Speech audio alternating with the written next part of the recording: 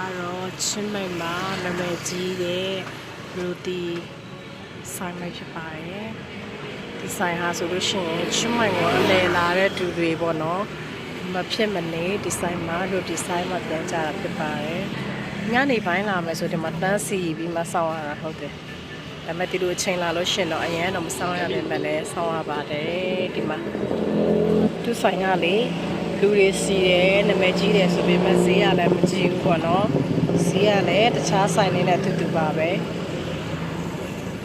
ဟုတ်လားစုရရဟာ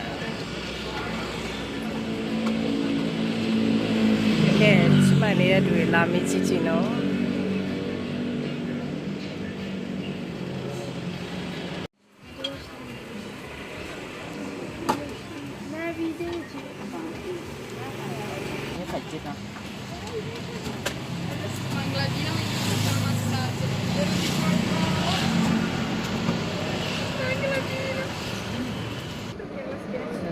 မရပါဘူးဒါတော့ cheese